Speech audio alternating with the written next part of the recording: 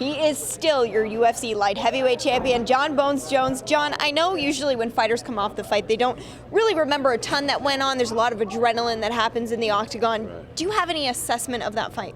You know, the biggest thing I wanted to do was just outwork Daniel Cormier. You know, he claims to be the king of the grind, and I just wanted to prove him wrong. I wanted to let him know that he can't outwork me. You know, so the fight wasn't necessarily a beautiful fight. I think tactically I've done a lot better. I've been a lot more clean. But one thing that you cannot deny is that I outgrinded him. I outworked him. As simple as that. I out-wrestled him. I outworked him. I beat him at what he was good at, and it feels good. We'll get into the wrestling, but you did outwork him, especially in the clinch. Your clinch game was so dominant. Was that really part of the game plan going in here? Yeah, you know, a lot of people say the way to beat me is to get in my chest and to get close, and I've proven them wrong time and time again. You know, I love a long distance striking war. I love rolling. As you saw, I pulled guard tonight. Unfortunately, he didn't get down into my guard. He stood over me and kind of made me pay for that. I love fighting up close. I love dirty boxing. I love getting dirty. You know. And so, yeah, you know, it was just a fun fight, man. You got a lot of takedowns in there. I know when we spoke earlier, but on the hype leading up to this fight, you said you wanted to see if you could out-wrestle the wrestler, and you did just that. When you landed that first takedown, did something go through your head saying, like I knew I could do this? Oh, yeah. You know, I wrestled with a great wrestling coach, Israel Martinez. He's the head coach at Montini High School. His school is one of the top 10 high school wrestling programs in the nation. So, you know, a lot of the MMA coaches, they focus on MMA wrestling. My coach, he does collegiate wrestling, you know, every day pretty much. So I know we have a strong wrestling game, and I knew the wrestling community was watching this, so my ego was definitely involved. You know, I wanted to show him an Olympic wrestler, you know, Division I All-American. I wanted to show him that I could have done great things in the sport of wrestling if I would have stuck with it. Did you feel at any point in the fight that you were in any danger at all? No, I didn't feel like I was in danger at all. You know, I just knew I had to weather a storm and just stay composed and, you know, formulate a game plan out there. He hit me with a lot of big shots, but none of them hurt me. At no point was I rocked, dazed. Felt great, man. I felt great. I'm getting used to this, Megan. Yeah, you are. This is what I do, Megan. You really brought it in the championship rounds in that 4th and 5th round.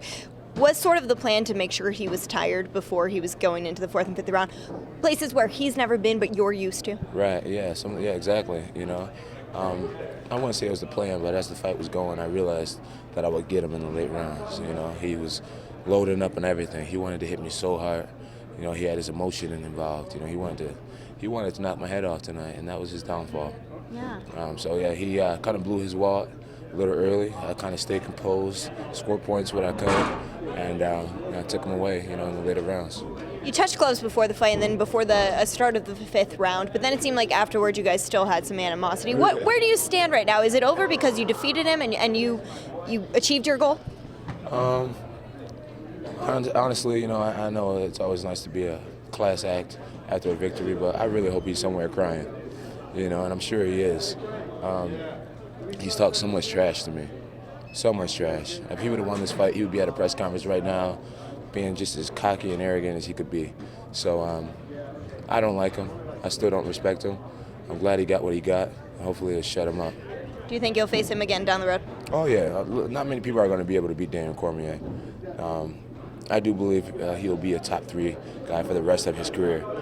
So we will be. I'm sure he'll earn his way back to me. We'll be going at it again, I'm sure.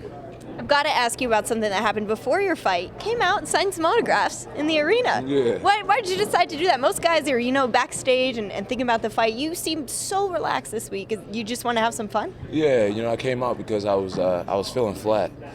And my coach was like, you know, you want a sip of coffee? And I was like, nah, I don't want to take coffee. I'm just going to go out and get some energy from the fans. And it worked. I went out there and I just, you know, walked into every entrance, literally every entrance that gets you inside of the arena. I walked through each of them, and I took pictures with the fans, and people were yelling, DC! And some people was like, oh, Bones, you know. The people that said Bones, I went up to them and you know, signed things and took pictures with them. It was my way of, it was a win-win. I got to get some energy, and I got to give them some love. You know, one guy said to me, he was like, man, I got this this ticket. I would have never imagined meeting you here. And he was like, this is unbelievable. And little moments like that, I was like, it makes it worthwhile for everybody. There was actually a girl crying because she got to take a selfie with you before your fight. She was near our media area, and she was crying. She's like, I can't believe this happened. So you definitely probably made her life with that. But before I let you go, we did an exchange interview, and you said that you have a great singing voice, and you said after your fight you would sing for me. So I feel like, do I get a victory song or something? Let's see here. I mean, I believe in you. Unbroken in the song as well. Megan, you know what? After my next one. I'm sorry. All right, fine. All right. I'll have one planned out. How about that? We'll have like backup singers and stuff. It could be a whole thing. Bet. A production. A little motivation for me to win my next fight. Excellent. Well, congratulations. Thanks so much, Jon. Thank you so much, Max.